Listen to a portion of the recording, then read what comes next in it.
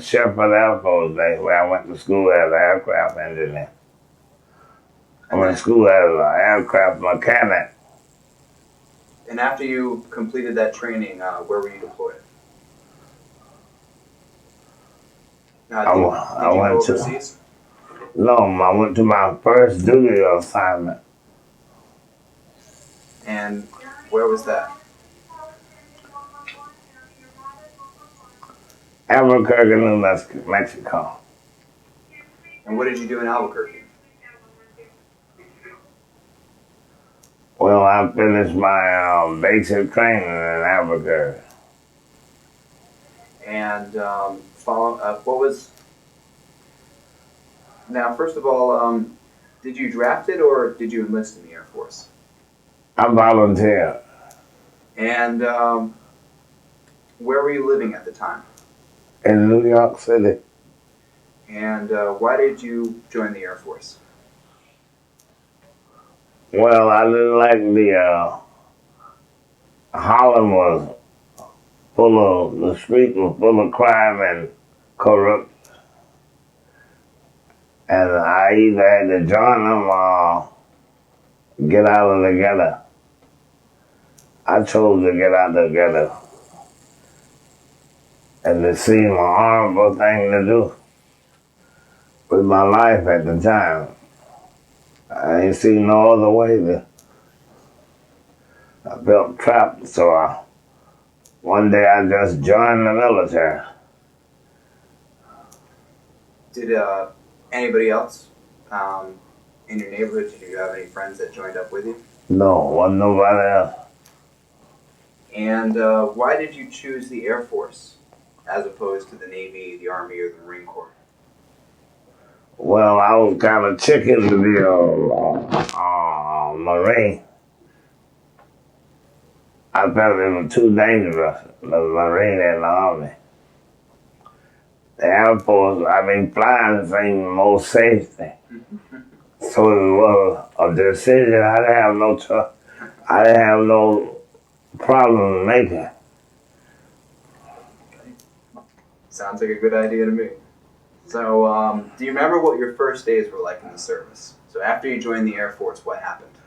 My first days were full of adventure. I had my own room. I had a meal. And where was your basic training again? Albuquerque? Wichita Falls. Wichita Falls. And so... Shepherd Air Force Base. Did you go... Went to school. Did you go to... did you enter the military immediately? Or did you have to wait a few weeks or a month? No, I wasn't accepted immediately. They said I had a hernia problem. I had to go and get my hernia operation first. I wanted to go so bad, I went to the hospital in Holland and got a bilateral hernia operation. How old were you at the time? 17, 18. And so, after going to Wichita Falls, what was basic training like for the Air Force? I love the basic training because I went to school with officers. I bragged about that. I felt I was getting... When you went to class with officer, engineering class, aircraft class, studying aircraft. It was like being in college. So, was there a physical component to the training? Was there a lot of, was it like... A lot of physical, boot camp. See, I had my boot camp because when I first entered this service, I was a dormitory chief. So I never did do my physical. So they got me at permanent party. When I enlisted in permanent party, I had to finish my basic military training on my duty assignment. So continuing on to the engineering classes, did you earn your flight wings? Your flight engineer wings? No, I had to be assigned to my duty station. In other words, you have to get your access, to get your wing, you have to actually fly. It's not no schooling. You have to sit between the pilot and the co-pilot and have your engineer over your head. Yeah. It was real training. So, tell me about your training experiences. Do you remember your technical instructor? What are they? The TIs in the Air Force, right? Yeah, technical instructor. You got a good line. Hey, I'm just trying to keep it all together. My technical instructor was a guy named Pedraza. Oh, you still remember him? Yeah. What was he like? A smart Mexican. Smart Mexican guy. He more or less took me under my wing. Because I used to read the technical publication a lot. The maintenance instruction book. So, how did you get through boot camp? Or was it that kind of studying? You just a lot, like studying the technical manuals? A lot of marching to class. And then coming back to the barracks. Because I was a little older than the average guy. I was put in charge. So I never did have boot camp. So that's why they made you a dormitory leader? Dorm chief. Dorm chief. And so what would be your responsibility? My sergeant took off and went to home he went home at 4 o'clock. So all the duty was left up to me. So as a result of that, did you graduate from boot camp with an extra stripe or some kind of distinguished remarks? Well, when you get the permanent pilot, they have it in for us type of guys. Oh, no. Because we gave orders, now we have to take them. So, after your technical training, to get your flight wings, what was the first plane that you flew on? The first type of aircraft? I was assigned to a general aircraft, a C-54. Oh, okay. C-54, all right. Was that the Skymaster? No. I'm trying to remember the name.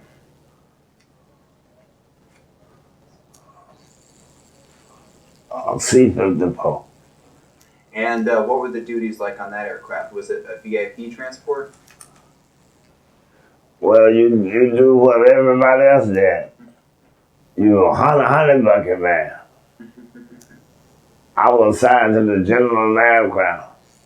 When they land, there's always something to clean up. And you had to do a little team work.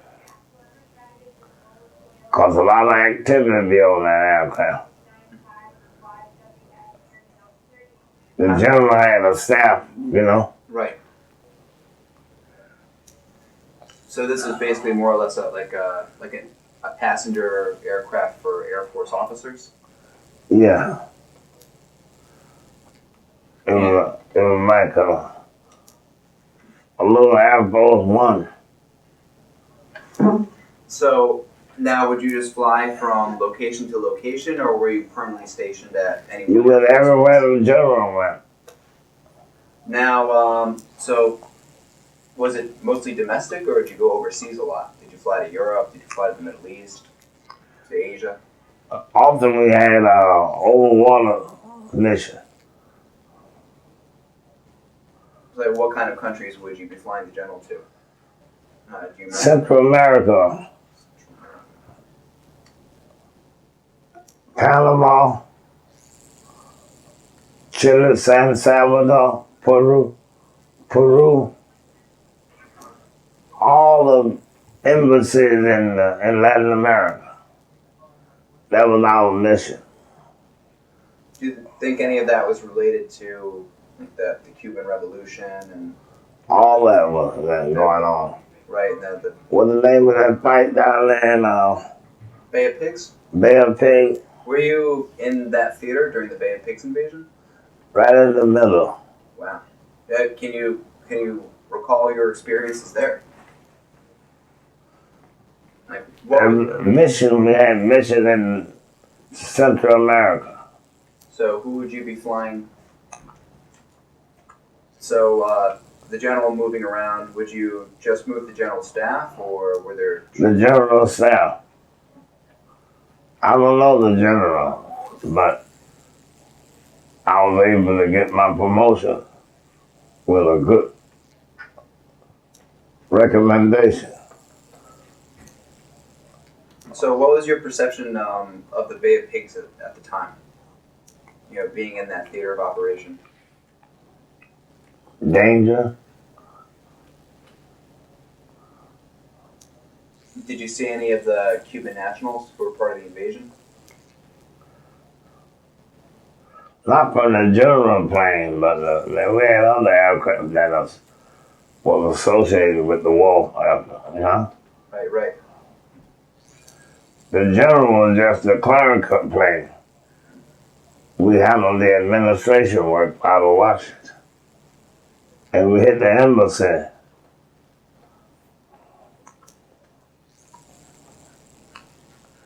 Always staff somebody around with the weight, the rank. Right. When you land, it was all protocol. You had to stay sharp. Was that stressful? Working on general aircraft. Pride. You gotta have pride. And he gave you a good recommendation. Did you get out with another stripe? Were you promoted? It's the, you had to be shiny, you know, we kept the plane bright. Aluminum, you know. Right. It always was cleaner than all other aircraft. You made an effort to keep the general looking good. You walk in there, you know, it's like Air Force One.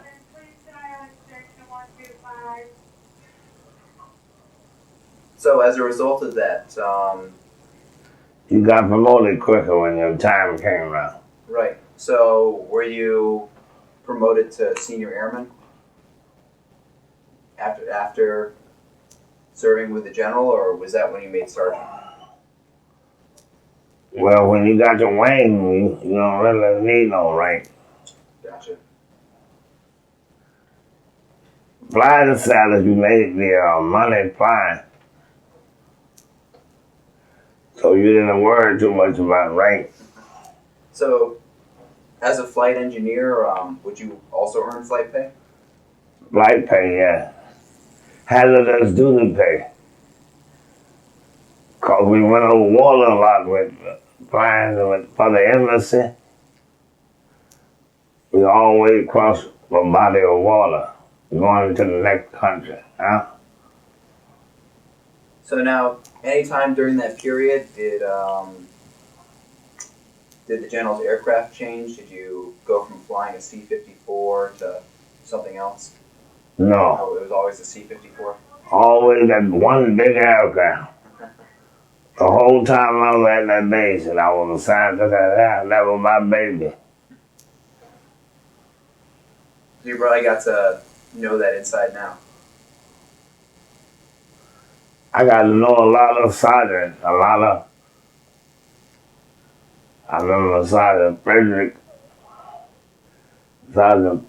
and he was sharp as the end of there.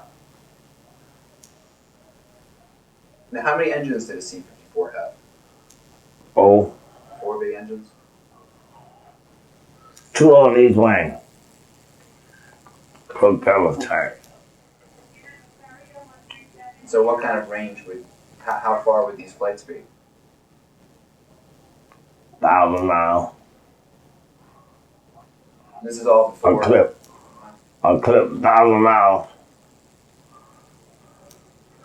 Like from Albuquerque to Washington. We flew around the states a lot too. The general did. So now, where would you stay once you got to your destination? Would there just be barracks at the Air Force Base? At that time, they were just getting segregated. I mean, it was a lot of problem with where I lived with the crew. They had to be careful with me because there was racial tension in the South. Right. And the Air Force, they didn't care if I shacked out at night. There was no place for me to stay with the crew. The crew always went to the motels and stuff with the flight crew. But me and Black, I couldn't go with that crew. Where would you have to stay? Anywhere I slept downtown. It was commonly accepted. They hadn't worked that out. Discrimination in the South. I remember when I was on that base, I wanted to go on a lot of flight crews, but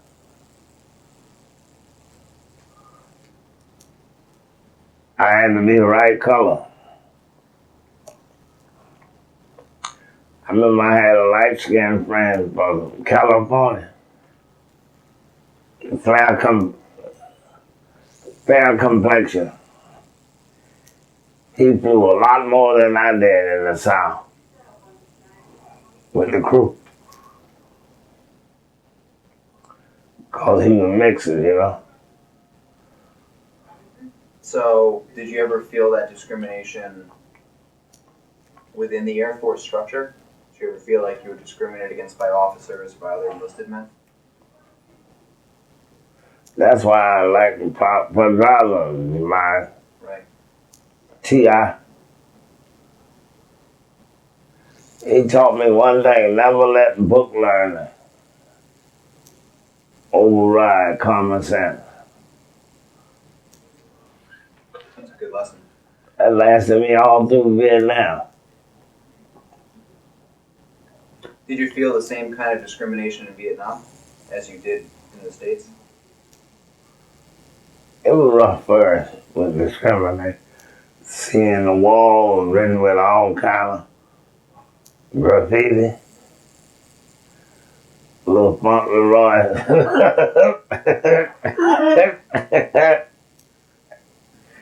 It was humorous. So, you know, I had to learn real quick. Picking up violence, I had a different perception on discrimination. Because I saw red blood came from white boys and black. The blood, you know. I saw a lot of blood, so I used to overlook the stupidity of discrimination. Because I remember being on aircraft once, we had picked up the wounded.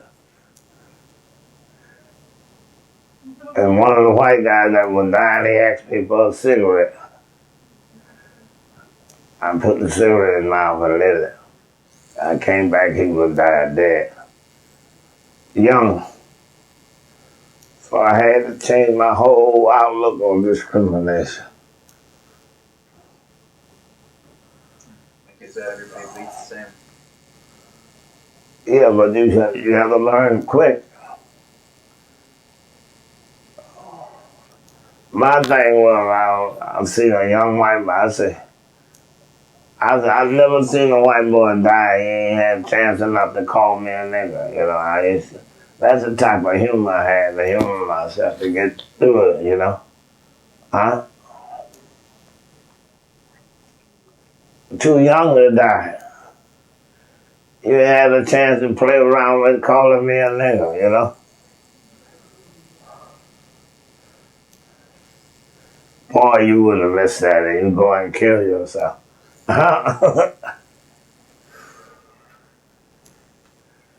That's the point I had to learn like that. If you didn't have no sense of humor, you couldn't get through the day and night, huh? And the name, it was terrible. I never seen no death like that.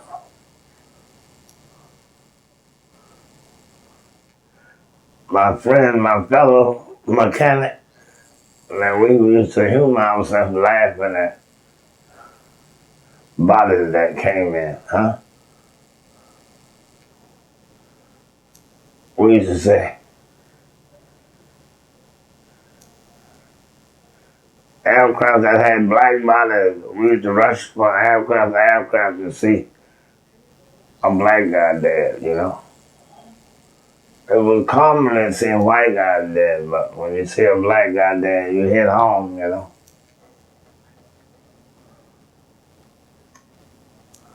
I didn't think they were killing black guys at first. Then the war became more real when I saw black bodies. It was common to see Marines, you know? Right. Were there many black Marines? Yeah.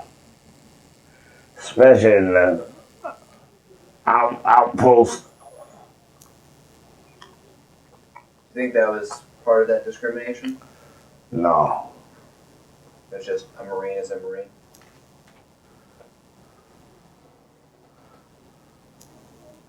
They all fought together, the Marines did.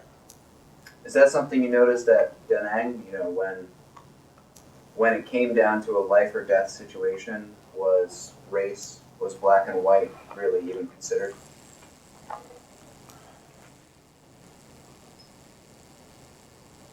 Was it always a factor, or when things were incredibly different? I want to get it right, you know? Right. At first it seemed like you have your prejudices. Then you have the war. The war seemed to erase the prejudices. Because you see, the effort is all us. Charlie didn't care nothing about our problems. Hanoi and Hannah, why you over there, G.I.? Why you fight? You don't have the civil rights in your own country. Why you kill your black brother? Heard all the time, huh? On the radio. Did that ever get to you? Yeah.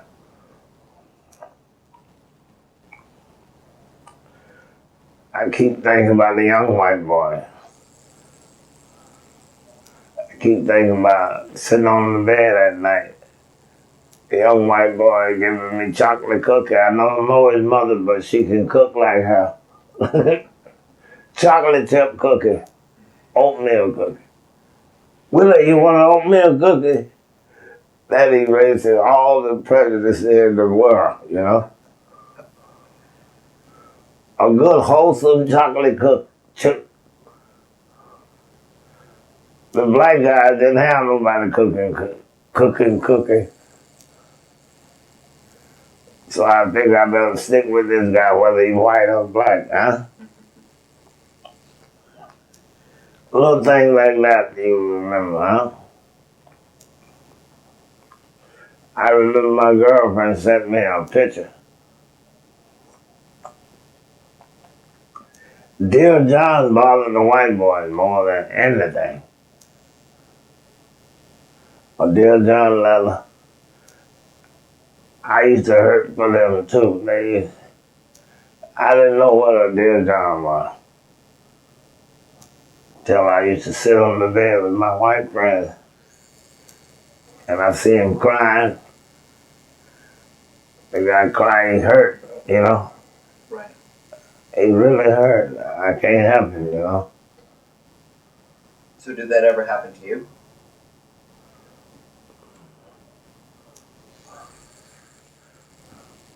I was scared of that, you know. when I got back home, I tried to remember that, you know. But that helped me get through mine. My girl left me when I got back.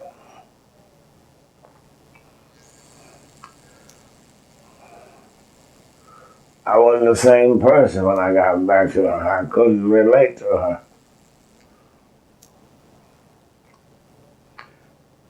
And there was no program available, but we had a cold turkey.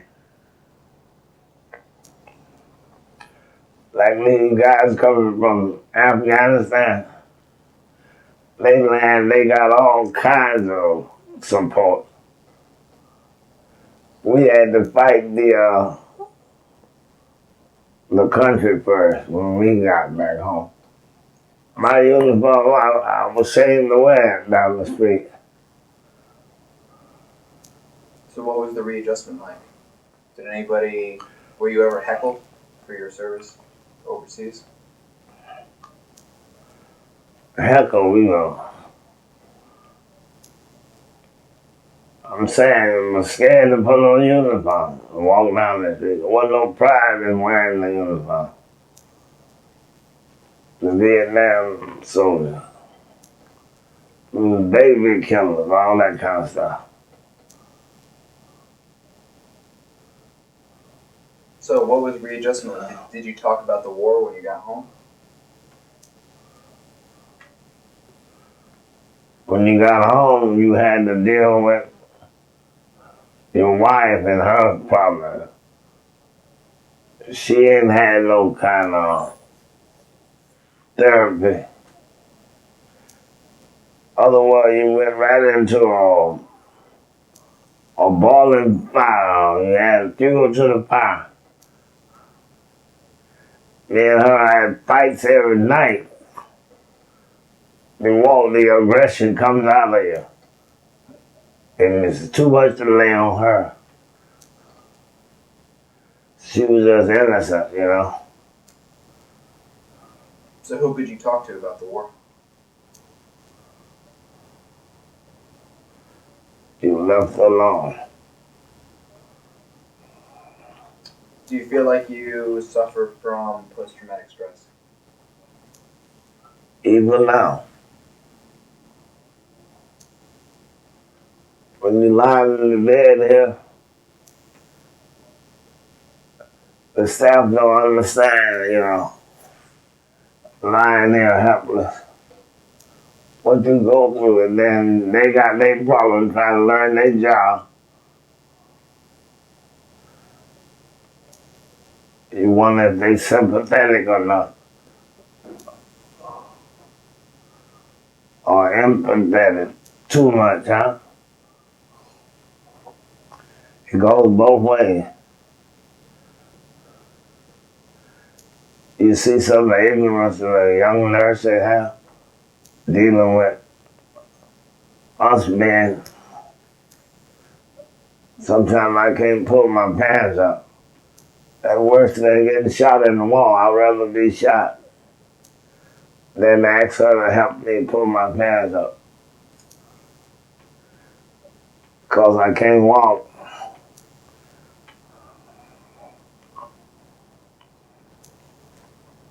And I think about the soldiers that were shot. What they felt like being out there with a leg, bum leg, of the world. We gotta look at soldiers differently. And I go through this, it brings back the trauma, knowing that guys is hurt. Is they being cared for enough or what? Like here, I'm in civilian. I don't think I'm cared for enough. But I can put up with it because they got to deal with more. That's what I be saying. So, can you describe your duties in Vietnam then? Hmm? Can you describe what your duty was in Vietnam as a flight engineer on what type of aircraft? C-123 provider. And as a flight engineer, what would be your duties? Monitoring switches and gauges. And what you describe these medical evacuation missions. Can you describe a typical sortie? A typical sortie would be, we go down the runway, the rice paddy field is right in front of you. And you see guys with their tools, they're working in there. And you see the stick in their hand, you don't know if it's a gun. You look out of the window, you hit the aircraft, and it's like Pac-Man. It goes through the aircraft like, eeny, meeny, miny, mo. You might be the next one to go, you know? Were you ever wounded? Not on the aircraft. Where did you receive your injury? Inspection, I was clearing the water out of the fuel system on the engine. They got a little cock valve. You mess it in and the water come out first. You don't know how much water coming out or how much gasoline. So we got an area where we smoke. And it all soaked in my hand. See my arm? Right. My arm turned to a torch. I lit it and my whole face just lit up. My arm, like, you hold it back out of the atmosphere and it just restarts. In other words, my training was to put my arm on there like this and roll until it just go out. And did that work? Yeah, exactly. If it didn't, I hold my hand out, I'd see my skin just dropping like melted chocolate. Just falling on the ground. That's JP4. The aircraft from 115 over 145 octane. So did you have to be medically evacuated? Were you severely hurt? I had suffer.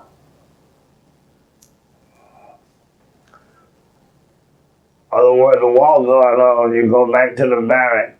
Everybody else got their arm. You just got your arm in pain in the war area. That's what I'm saying.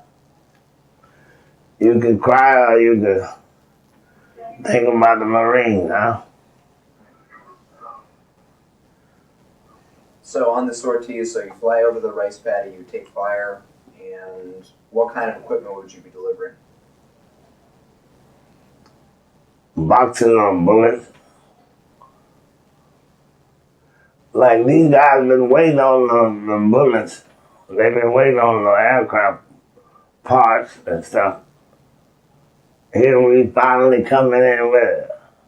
And so where would you be flying to? Like Guangdong, Anhua? Anshaw, Pinwa, Fuyang, all of them. They just provinces. The Marines go in, they make a runway, and the runway is just dirt. And the C-123 could land on a dirt runway? Yeah. Do you remember how many feet it took, a runway for it to take off? 3/4 mile. The run. When you take it off, you can just feel the gravity hitting the wing and under the air, rocks and stuff. So, Otherwise, it made noise, and you can see them shooting at you too. We take off with rocket support, aircraft support, fighter cover. Always a fighter aircraft in front of us, and on each wing there's a fighter.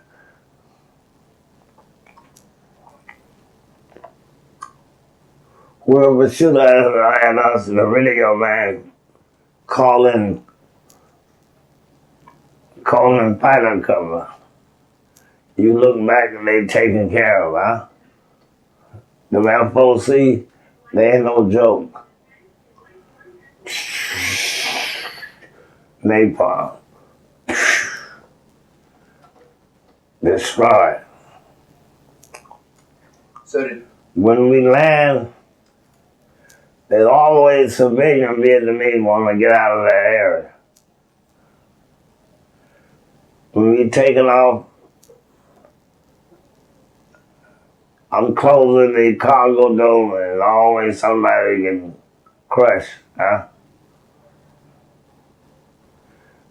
My radio man, move his arm out of the way, so I have to push him off. My job is to close the door. Flight safety, huh? And he holding on. Move your hand.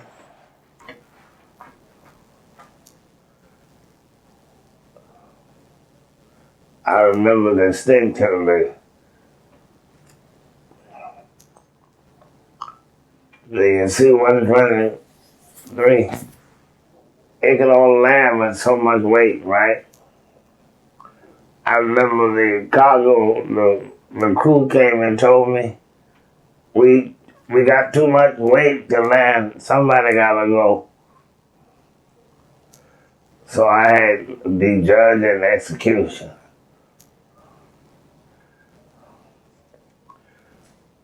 First I told the guy, we can't land with all his house goods. He had his cow, his chicken,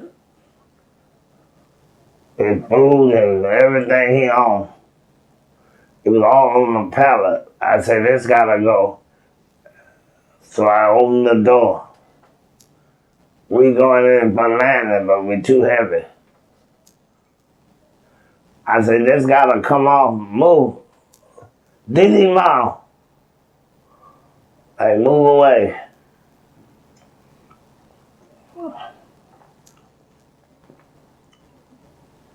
So when I cut the rope, it's rolling off. He jumped on the top. He went off with it. Everything he owned was right there. That meant more to him than life. You have flashback on that. You wonder who that guy was. What it been like if you had a better relationship with him, you know? What made me do that, huh?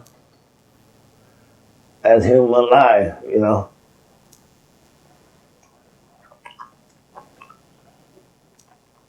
So when you back in the States and you listen to your wife,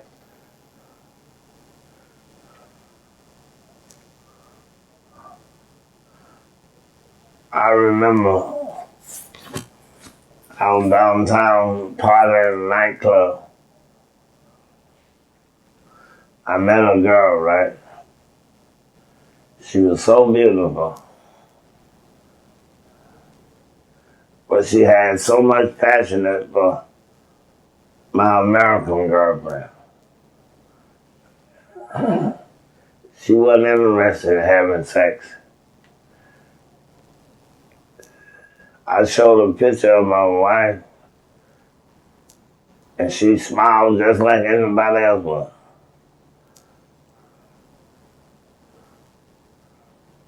I went back to the bar the next day, her face was all destroyed. Somebody saw her with a GI.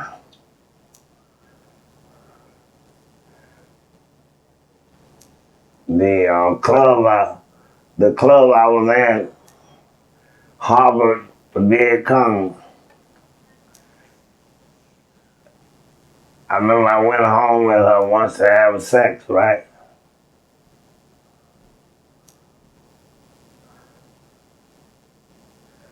She took me right in her living room, and we went upstairs in the attic. While I'm in the attic, the gorilla came in for lunch, and I'm looking down like this. I'm in the attic with her. They looked like they had a lunch break. They came in the room, and I'm up there in the attic, and she's shaking like hell. The attic was just going like, everything was trembling up there, huh? And I'm looking down through the crack hole, and Mama son knew we was up there, her mother.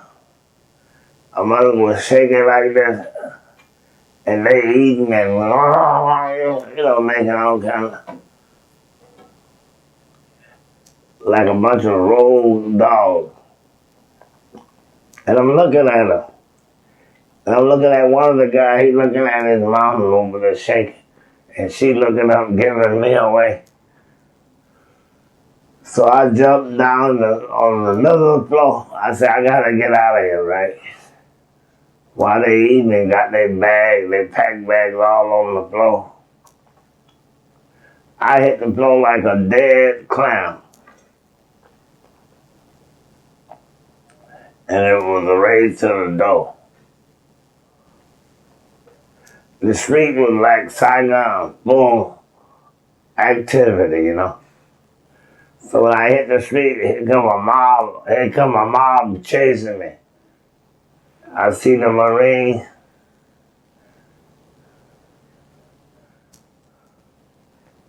They stopped them from chasing me. It was a big fight in the street. I don't know what happened, how many people got killed. I know they were shooting each other, huh? They chasing me and they stopping them. But they run into the wrong people, huh? I guess so.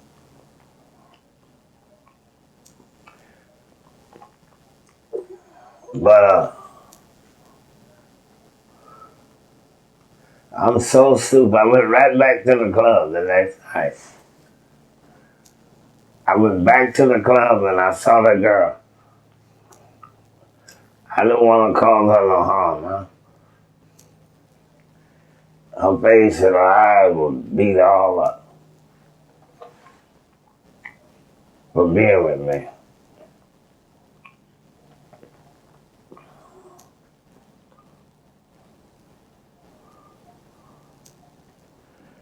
Everybody have a mission. And everybody's supposed to be dedicated to their mission. I'm wrong for being out of my territory. She's wrong for being unfaithful, huh? So when I come back home, I don't want to hear nothing from my wife, my girlfriend. I can't see her being unfaithful. But it exists. Do you think that was typical for GIs overseas? Very much. Some of them never experienced that type of behavior with their loved one. Sometimes it becomes suicidal. Especially a young boy with his first love. A promise to get married. He come home and he finds some infidelity. The war rips all through that type of thing, huh? I had a girl that I wanted to marry. I got married, but I couldn't take no infidelity. I'm home one night, I hear the phone ring, I pick it up and somebody hung up, but I knew it was somebody calling her.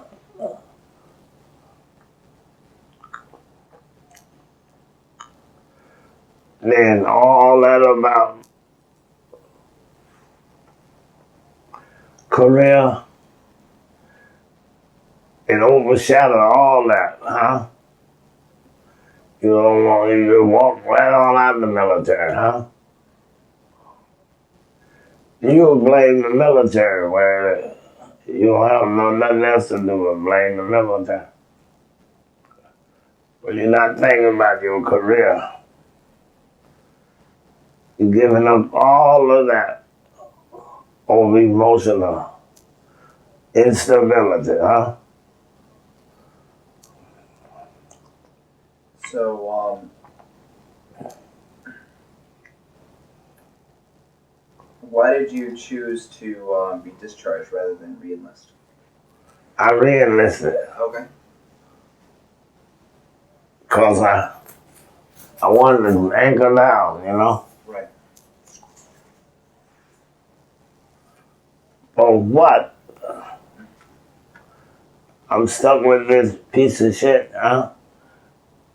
And all my boys done killed it, done died. I deserve better than this. Not thinking. Wasn't easy for her either. Who was the referee?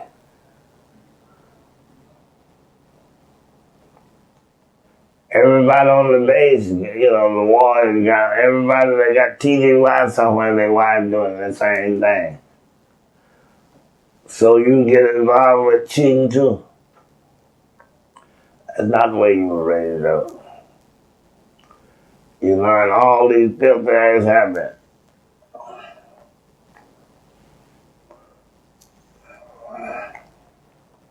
So, Oh yeah, and the drug in Central America. then this is before you were deployed to Vietnam. Yeah. So the drugs in Central America, what about it? Being outside, you know, everybody before they go to Vietnam, you either go to Panama or you go to the Philippines. Some kind of jungle orientation, or And that's when the Bay of Pigs, they made sure that we had plenty of drugs. Afghans making sure they got plenty of heroin. so how It's a would, profitable business for GIs. so in terms of drugs and drug use, was it commonplace overseas?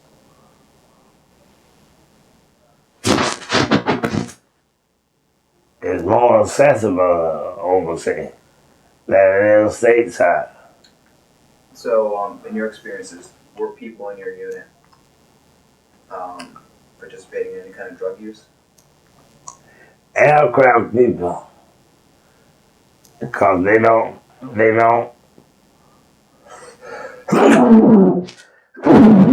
police the airport. They don't police the airbase.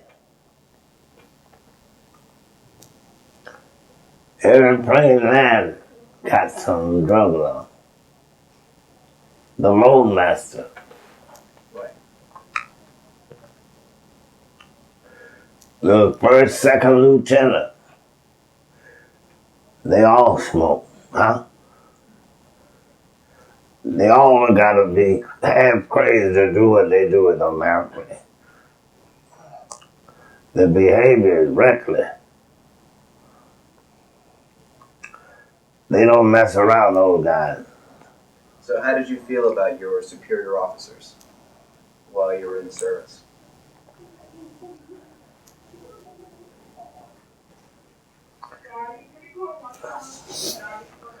So elite group. They elite. They don't associate with us. So were there ever any casualties in your unit?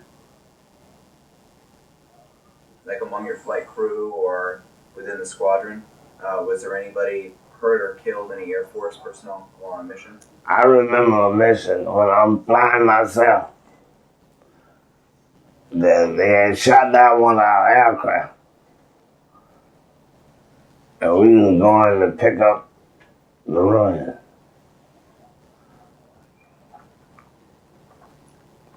What had happened to it? I could hear him calling in fighter cover. Cause I'm on the same band, the radio. I put the headset on. One of my friends named Sergeant Brown, he was throwing down. He was calling in fighter cover on himself. They were being overran. I heard the cry of help. The last cry of help. I'm listening to it.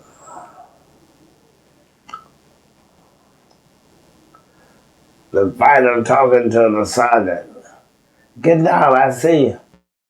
Get back, move back, 50 meters. Don't worry about me. Come bring it. I'll be all right. I can hear it. That's how I remember Sergeant Brown. Going down, fighting, huh? He called in an airstrike on his own position? I remember picking up the bodies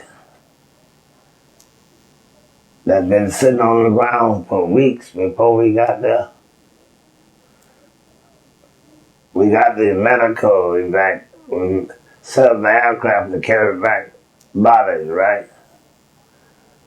So you have to pick up the metal. And you get it over your head, you got to put the first 2 pieces of wood go in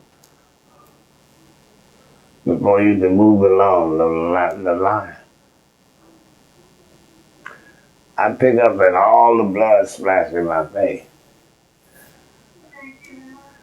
Never forgot that. Stench.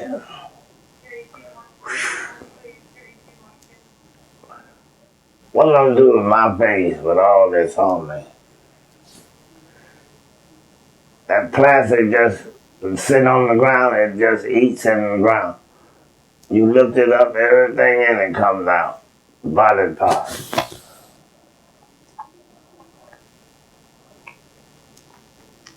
Nobody tell you. The guy that working with you, he know it's gonna come loose.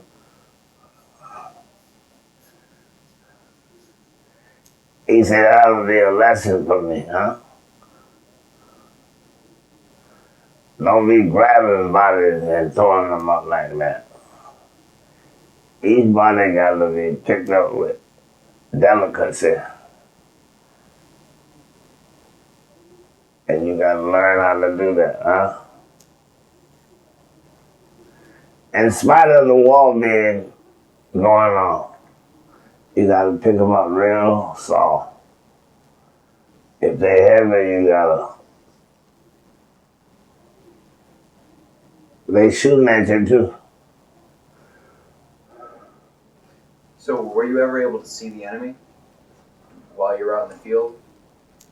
I remember you talked about seeing them in the rice paddies, but what was the closest? You see them right on the flight line. They scared and you scared. They scared, you gonna shoot them. You scared, you gonna shoot them. They scared.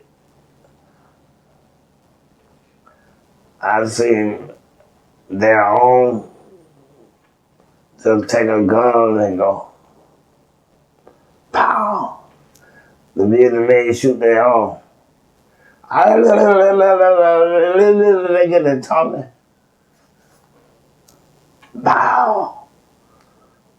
Pow, pow, right there on the flat line, huh? And they just grab them by the shoes and drag them all off. Did you ever have to stand guard at the night? Like, did you ever have to do any kind of perimeter security, anything like that? You have what you call corridor at night, the way you're supposed to walk back and forth. Like, I'm going to my barracks, I'm going to the chow hall. I gotta go down a certain corridor. And when I get to that gate, I gotta say the code level to go through there.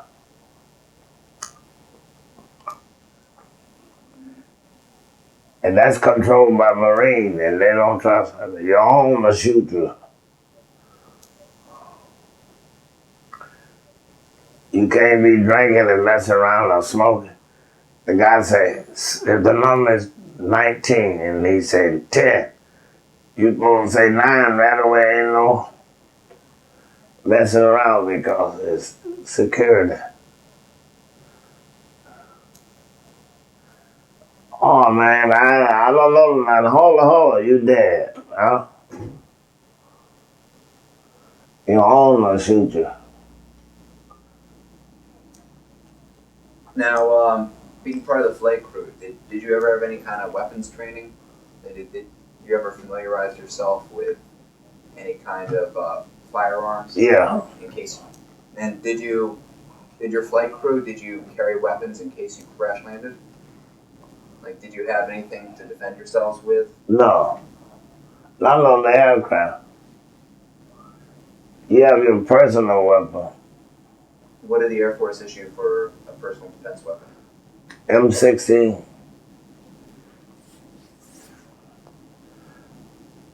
After you become a certain rank, you can get for being a flight engineer, they'll give you a 45. Did you ever sign one out from the armory? I knew other guys that had more rank than me did. I asked him about it. He said, yeah, we going in the real area. He said, see this, they ain't giving me this shit for nothing. Plus you got your kit to kill yourself. Really? What's in that? Something you inject in your arm if you capture it.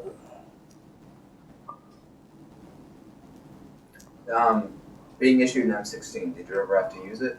Did you ever come under any direct fire? I mean, you talked about seeing Vietnamese on the flight line. Well, the M16 is a weapon of, it ain't the one it's supposed to be. The Marine that got them, they rather have the M1.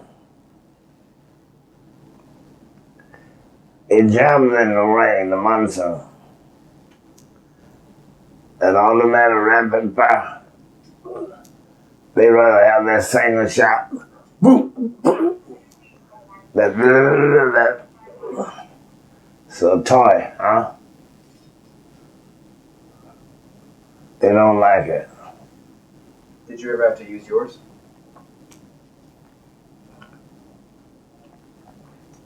Tell the truth, I left mine back in the barracks.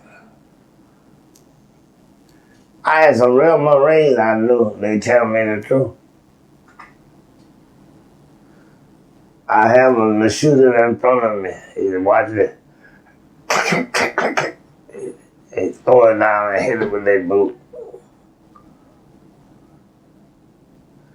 I had a guy that I knew real good, and they used me and him laugh and talk and go to dinner together a lot. He used to beg the Marines to let him go out on a search and destroy mission. So at night, one of the Marine buddies come and say, come on, let's go, we going out. Do you know this fool putting that stuff on his face and he gone with her? Crazy white boy. But that was him. He wasn't scared of the war. Now, were you ever awarded any medals or citations while in the service? I had all the regular stuff. Like Vietnam Defense Medal, Vietnam Campaign medal, good service award, and all that. And how did you stay in touch with your family while you were in the service? Did you were you able to call your mother or your father? I had two brothers die when I was in the war. Did they die in the U.S.? Yeah. I laughed. One of my brothers, I got a letter from my sister, and she said, "Your brother died," and I'm turning the page on the letter with excitement and curiosity. Who? And I'm laughing, you know. Actually laughing. Because when I left, they were concerned about me getting hurt or killed. And I remember they put me on the aircraft. They said, don't be scared. They said, you shaking eye, and they were laughing. I said, I'll be back, you sucker. And true enough,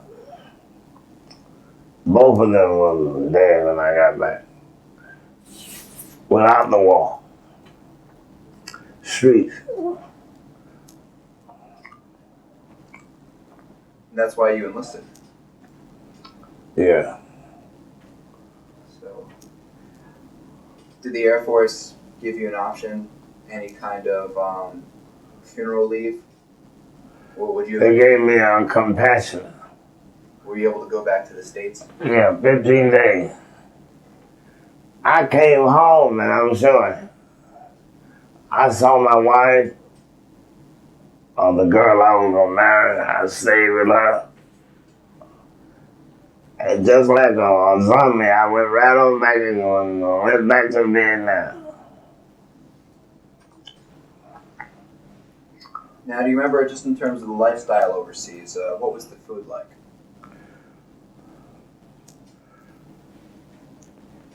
Eating out of a brown bag.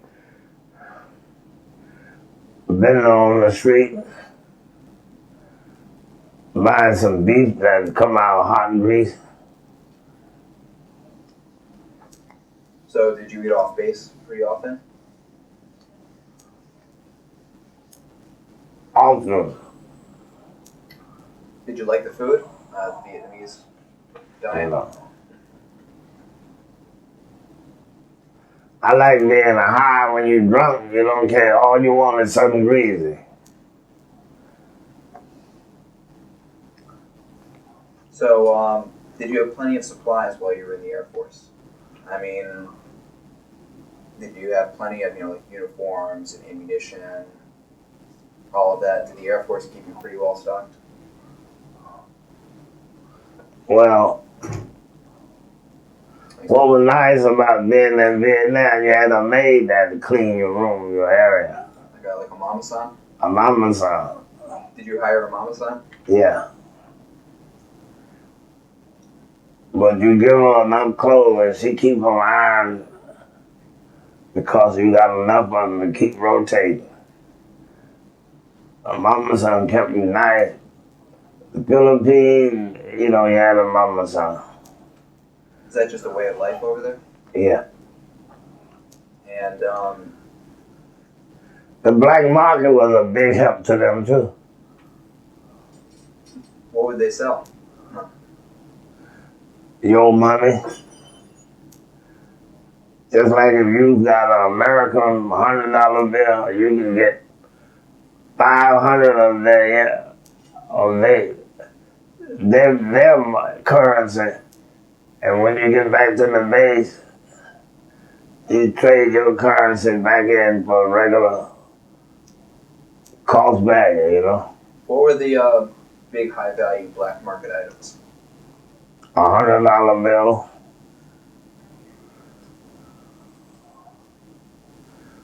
See, you go on vacation, you get all your greenbacks in $100 bill. Gotcha. And when you go downtown, they'll give you their money to you. The base will give you their money when you get back from downtown. While you were overseas, was there anything special you did for good luck? Good luck.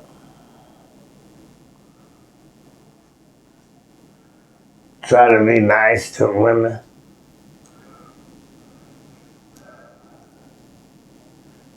You come up with some of your upbringing, your teaching. Try to be decent, you know, when you take them out. Because everybody's into using them. And how did people entertain themselves while they were overseas? I mean, did you guys have like a movie theater on base, anything like that? Yeah. We had beer, we had bootleg steaks. What's bootleg snake? Steaks. Steaks. Buffalo steaks and the frozen in the box. Everybody had a quartermaster in their unit that was solid in charge of the kitchen mitts.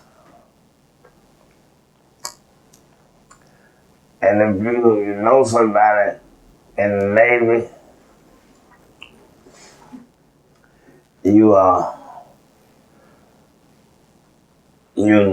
get to know them, huh? You exchange the bootleg liquor that you got. And they got 10 boxes of frozen steaks. Frozen. For your party. Okay, you have a party, right?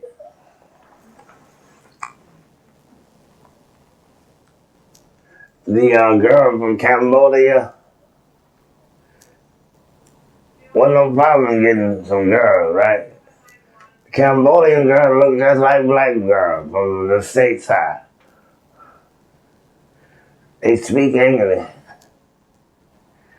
You go to a party, you got your Captain, what you call them, the pistol liquor? Captain John, the Red Burma. Okay, yeah. I think, what was that? Johnny Walker. There you are. Johnny Walker Red. Straight from the stateside. You pass it, they go down the line, they come back empty. But one time you get one slug. You good for the night, but they go on all night. And the girls get tore up. Nothing but ass.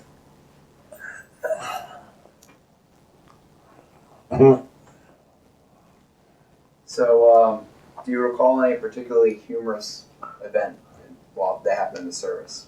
Any kind of specific? Is there like a funny joke or memory that comes to mind? Let me see. No.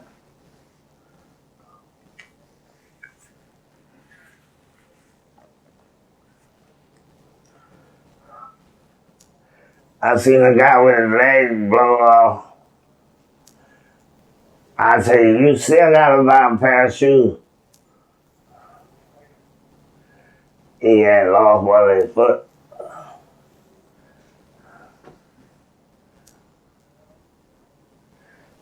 And it's hanging out raw. And you can't have it. Was he a Marine? Yeah. He wanted a cigarette. I said, what you worried about a cigarette? You still gotta buy a pair of shoes. Oh man, you crazy. Are you done in here? Oh, pretty soon, probably about 5 minutes. Now, what was your last day in the service like? Do you remember the day you were discharged? I was lost.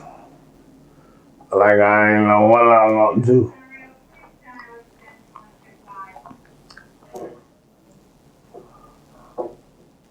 Homeless. Like uncertain what I'm going to do with my life. I've been with Uncle Sam all this long time. He took care of me, you know. Were you able to use the GI Bill after the war? Did you go to school? Oh, yeah. I went to school, but I was forced to get into one of these colleges just wanted money. It was easy to get the GI Bill, but reckless. Wasted a lot of time with a non-accredited school that they had given them the right to do that. Huh? They had to give them some magazine school. Oh, okay. You know, you just follow the guidelines. The next thing you know, there's approved. Next thing you know, you going to school, but it ain't accredited. It's just a waste of your money, GI Bill, but it was something the government allowed some slingshot outfit, huh? You know, if they see that the GIs get the right education, it would be great. Let's let these guys come from Afghanistan. They waiting on them to sign them up for the GI Bill and the home law. The house ain't no good. It's approved. The next thing you know, you don't use your accreditation. Now you're 6, 8 months later, you right back where you started. Ain't nothing working right, huh? They should pay more attention to that. What did you go on to do as a career after the war? I went in business. I married a Vietnamese girl because I felt guilty. Other words, I felt I could help her. When I got back, they were in the Vietnamese person going back to Vietnam had something to do with a GI. They were killing them. She didn't know that. She wanted to get back home to her people. I said, they killing you when you land. So that's the only way I can stop her from going back. I got married, huh?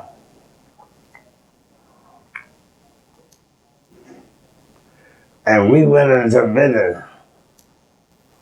Me and her. What did you do? Catering. I opened up a fast food business. I bought a brand new catering, stainless steel. One of the truck with the coffee urn on the back. Right.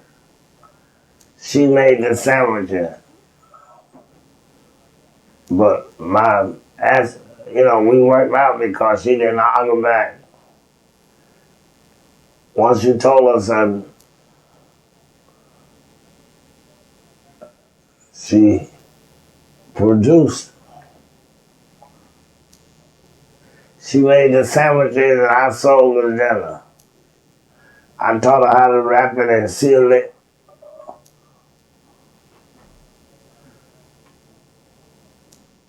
Well, it sounds like you were successful. Very. My son here now. I had a girl and a boy from her. So, how did the military influence the way that you think about war? How did the military? How did your service affect the way that you think about war or about the military in general, looking back on your service? feelings do you have about the way that you perceive war?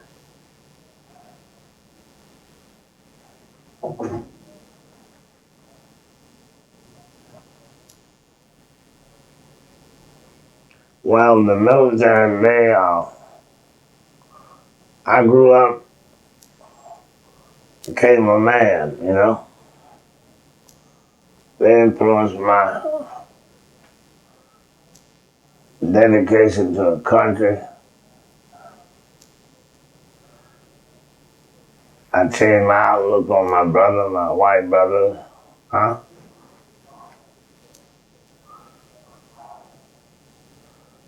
Coming from the South, that was a big problem.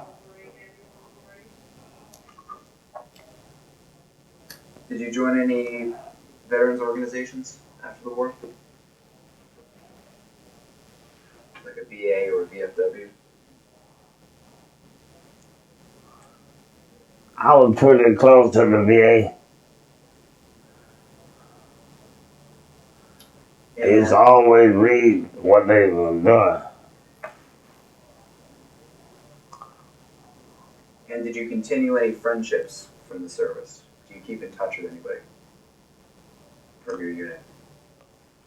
That's one thing that should be emphasized. We lose contact with each other.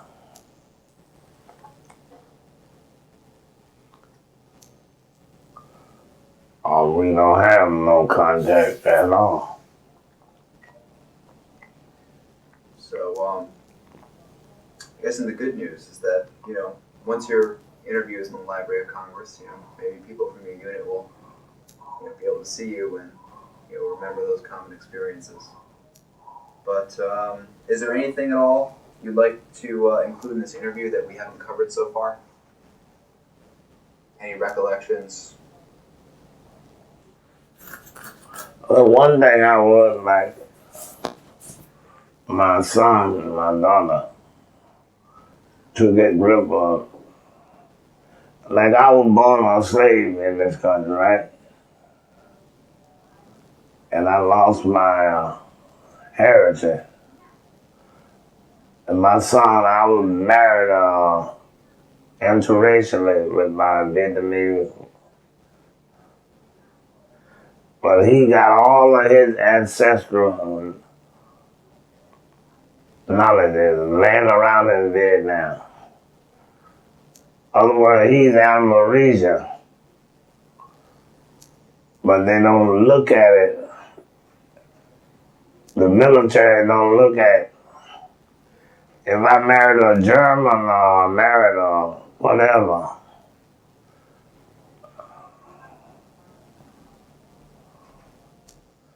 they have more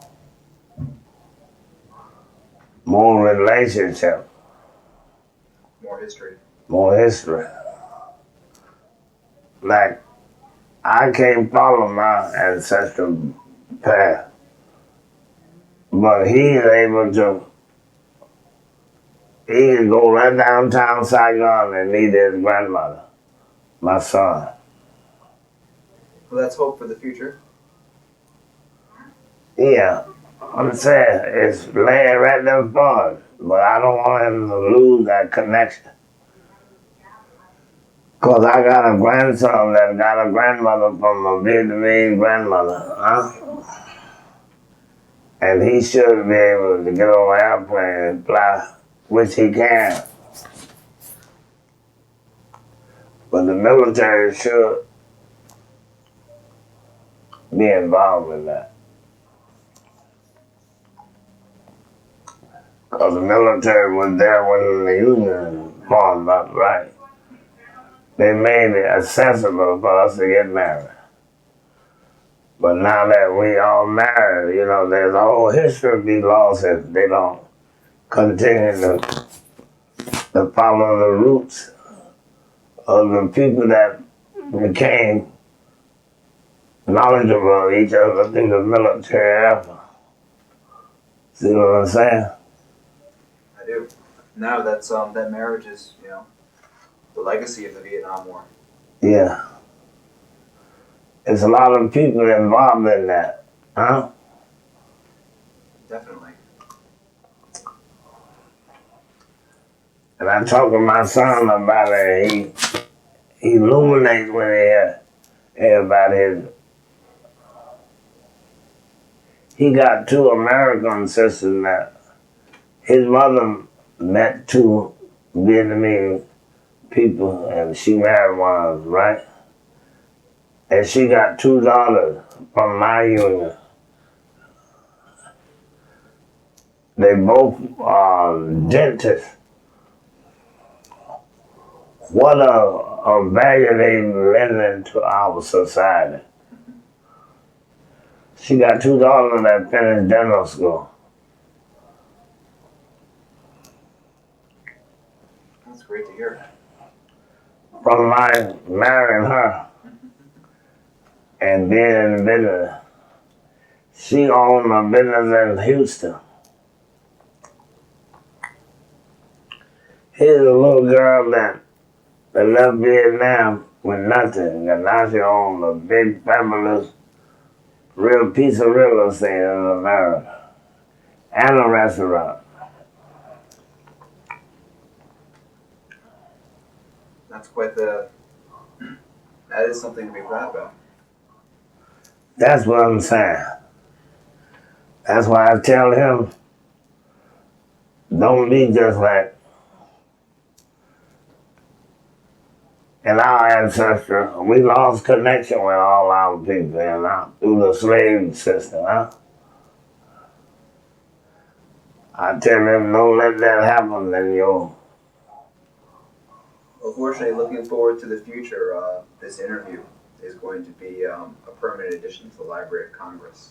Oh, great. And so your son and his sons and his grandsons will always be able to access this. Oh, great. And on behalf of the Library of Congress, I would like to say, you know, thank you, and thank you for your service to this country as well. It's appreciated. You've got a lot of memory.